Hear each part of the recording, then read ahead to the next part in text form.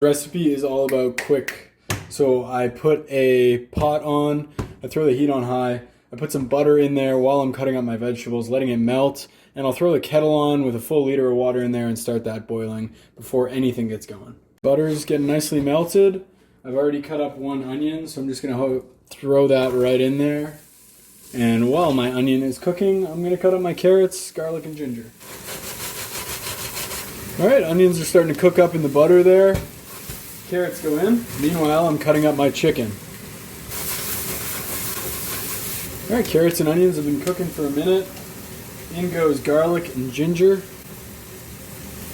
And a bunch of diced chicken. You could easily use thighs, you could use turkey, you could use beef, anything you want. Alright, that is pretty much it.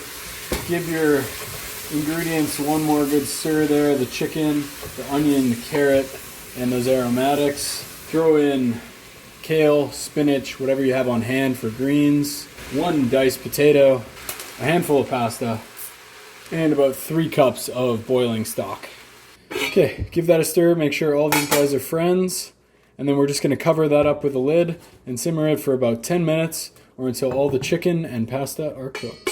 It was Leonardo da Vinci who said the ultimate sophistication is simplicity. This took me 10 minutes while I was doing the dishes and filming a video at the same time. I just seasoned that with a little salt at the end and cracked some nice fresh black pepper on top. This is Fragrant. It's hot. It's delicious. It's familiar. Enjoy.